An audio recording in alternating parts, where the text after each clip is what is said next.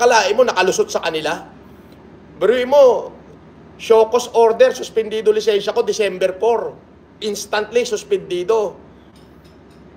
Nung hapon, kinall out ko. Bakit yung ganitong mali? Hindi nyo nakikita. Aba, kinabukasan, hindi na ako pinasagot. Revoke na agad. Ganyang kakupal, ito si Marcos Lacanilaw.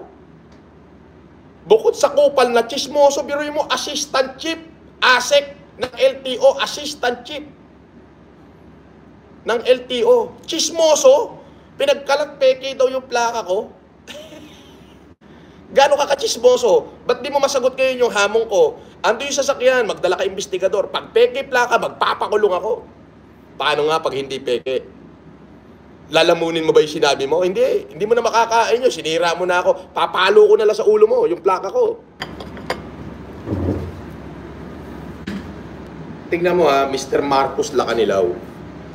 ASEC, Assistant Chief ng LTO. Assistant Chief. Chismoso. Humahatol lang dahil lang sa online screenshot.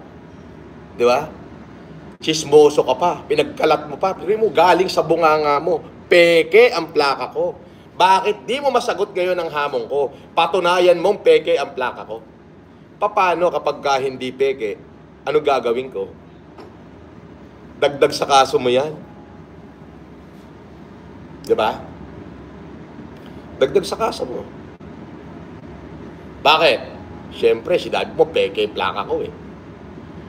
Biruin mo, yung ahensya mo, ginagamit mo sa kabulukan mo.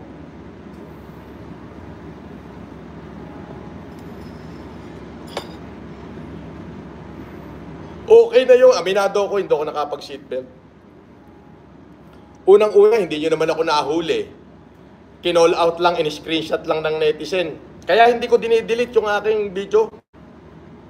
Kasi paninindigan ko yan.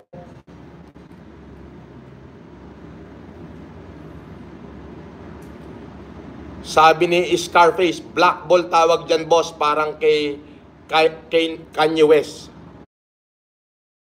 Yung pangwawalang niya mo sa akin, pagkakalat mo ng fake news, mababawi mo pa ba? December 4, naglabas kayo ng show cause order, suspendido lisensya ko dahil wala akong seatbelt.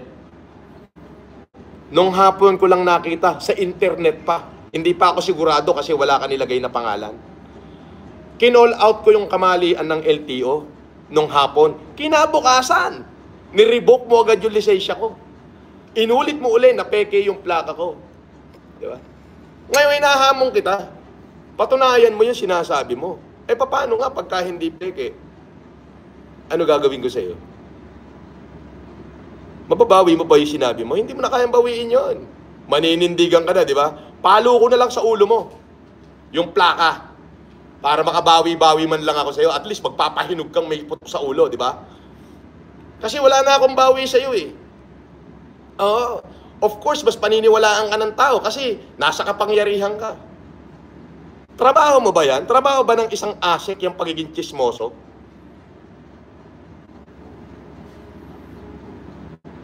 Di ba? Biruin mo, humatol ka, online hatol, revoke agad yung lisensya, daig mo pa yun, Diyos. Grabe ka.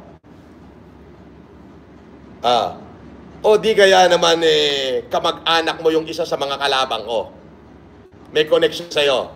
Kaya ginamit mo yung kapangyarihan mo para durugin ako. Ha? Hindi ba ganon?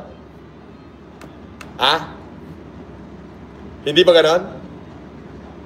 O club? Ano? Di mo ko kaya takutin. FLM ako, kalbo ka lang.